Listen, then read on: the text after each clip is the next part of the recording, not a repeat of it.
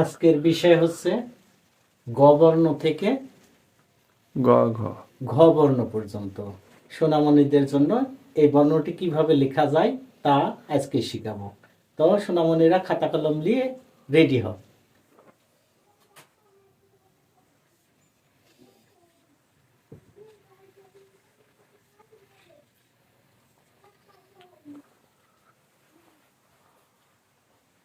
আজকের বর্ণের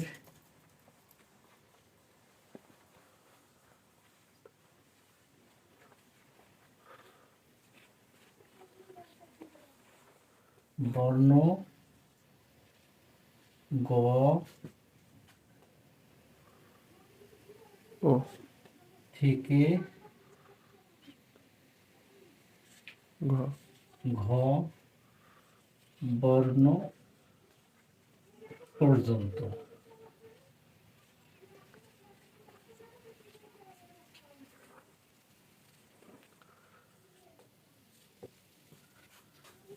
তো প্রথমে আমরা আজকে গ বর্ণ শিখব। তাহলে গ বর্ণ আমরা প্রথমে এইটা শিখব, এইটা, তারপরে এইটা, এই হলো গ বর্ণ। তো গ বর্ণের কয়টি অংশ আমরা দেখি, অলংকার গুলো আগে দেখে নিই। তার আগে আমরা উপরে ওঠার সিঁড়ি মানে মই তৈরি করে নিই বা ঘর। তাহলে একটা গ, একটা বর্ণ, দুইটা বর্ণ, দুইটা অলংকার, তিনটা, চারটা, পাঁচটা অলংকার। তাহলে আমরা পাঁচটা ঘর নেব। এক, দুই, তিন, চার, পাঁচ। তা প্রথমে আমরা গ বর্ণ যেহেতু শিখব, তাহলে গ বর্ণের প্রথমে এই একটা বর্ণ, একটা অলংকার, তারপরে দুইটা,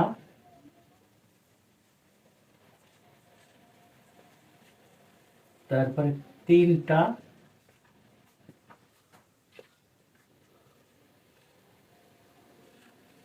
চারটা,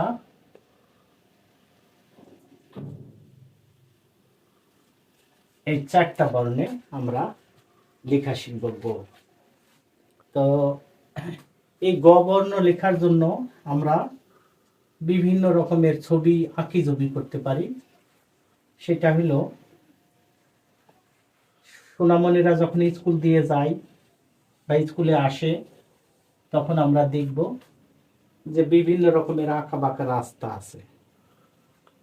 রাস্তা দিয়ে তারা স্কুলের মাঠে চলে যায়। তো রাস্তায় আছে অনেক গাছ, গাছপালাগুলো, কোনো গাছটি বাঁকা, কোনো গাছটি সোজা, কোনো গাছের গোড়ায় আবার ডবল গাছ, কোনো গাছ আবার বাঁকা। তো সোনামণিরা এইসব গাছের সাথে পরিচিত। গ্রামগঞ্জে আমরা অনেক রকমের গাছ দেখতে পাই, সেই গাছগুলো আমরা ছবিতে দিচ্ছি। এটার মানে হচ্ছে যে সোনামণিরা যাতে ছবি আঁকার সাথে সাথে তার হাতগুলো ঠিক হয়ে যায়।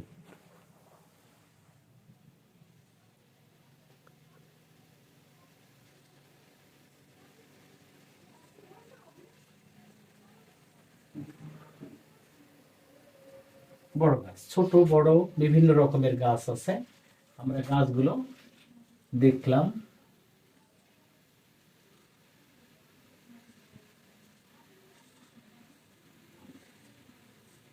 এমন ভাবে সোনামণিরা বর্ণগুলো লেখার সাথে সাথে তারা ছবিগুলো আঁকবে। তাতে কি হবে, হাতের ব্যায়াম হবে, হাতটা যেদিকে ঘোরাবে সেদিকে ঘুরবে। এভাবেই সোনামণিরা হাতের অক্ষরগুলো লেখা শিখবে। তাহলে গয়ের যেগুলো ভাঁজগুলো এই ছবি আঁকার মধ্যেই আছে। তা সোনামণিরা এই রাস্তা দিয়ে যাচ্ছে, হেঁটে হেঁটে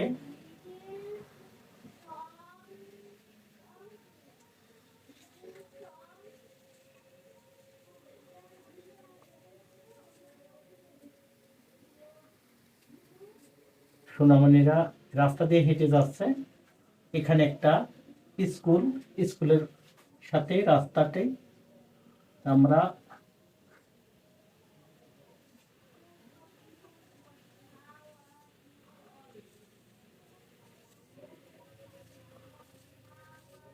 এই স্কুলের ছবিও যাতে সোনামণিরা আঁকতে পারে, এটা এই রাস্তা দিয়ে তারা স্কুলে যাবে। এভাবে করে যদি ছবি আঁকার পাশাপাশি বর্ণগুলো শিখে তাহলে তারা অতি তাড়াতাড়ি শিখতেও পারবে, পাশাপাশি ছবিটা তার মনে আনন্দ দেবে, দুর্বলতা কেটে যাবে এবং লেখা এবং ছবি আঁকতে তারা উৎসাহিত হবে। তাহলে আমি আরেকবার সোনামণিদের জন্য গটা দেখিয়ে দিই। প্রথমে এই একটা অলংকার, তারপর 2 নম্বর অলংকার দিয়ে এই উপর দিয়ে নিয়ে আসব, তারপরে 3 নম্বর অলংকার, এইটা 3 নম্বর অলংকার। 4 নম্বর অলংকার হলো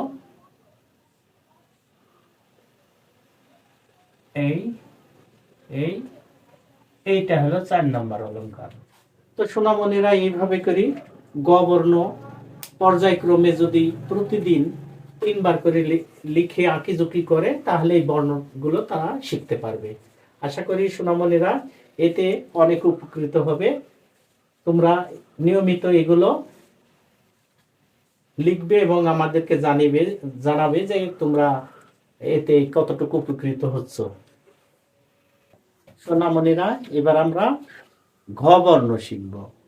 তা ঘ বর্ণ শিখতে হলে কি কি করার দরকার, কতগুলো অলংকার আছে ঘ বর্ণে, আমরা সেসব অলংকারগুলো দেব এবং কিভাবে লিখবে সেটা তোমরা বোর্ডের দিকে দেখিয়ে এবং খাতা কলম রেডি রাখো যাতে তোমরাও সেই প্র্যাকটিসটা করতে পারো। তো তোমাদের ধন্যবাদ। এবার গ বর্ণ লিখতে যাচ্ছি। তাহলে প্রথমে আমরা ঘ বর্ণ, তাহলে ঘ বর্ণটা কিভাবে আসে? ঘ প্রথমে মাত্রা দিব, মাত্রা দেওয়ার পরে একটা অলংকার দিব, তারপরে আরেকটা অলংকার, তারপরে একটা অলংকার, তারপরে একটা অলংকার। এই অলংকারগুলো আমরা দেব। তো এবার আমরা এই বর্ণগুলো সাজানোর জন্য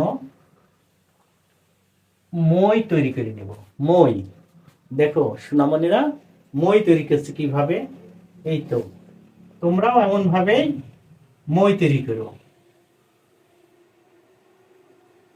মই দিয়ে আমরা কি করি, নিচ থেকে উপরের দিকে উঠি, ঠিক আমরাও তেমন ভাবেই উপরে ওঠার চেষ্টা করব, লেখাও শিখব।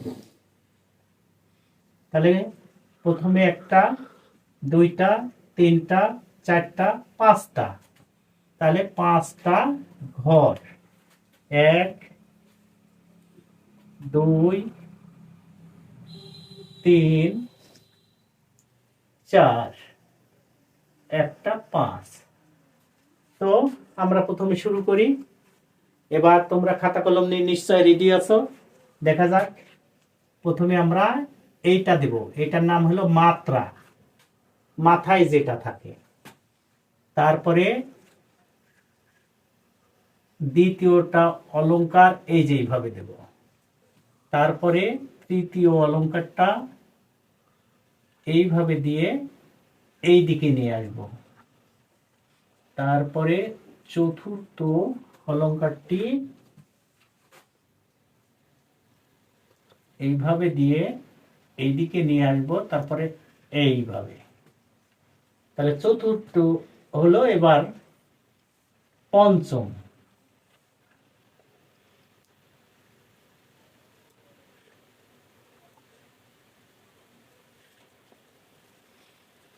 এই হয়ে গেল ঘ বর্ণ। তাহলে আমরা ঘ বর্ণ আজকে শিখলাম। আশা করি তোমাদের কেমন লাগছে সে বিষয়ে আমাদেরকে জানিও, তাতে আমরাও খুশি হব। আর যদি আমাদের মধ্যেও কোনো ভুল ত্রুটি থেকে থাকে সেটাও আমরা সংশোধন হব। আচ্ছা, ধন্যবাদ। আবার আগামীতে দেখা হবে।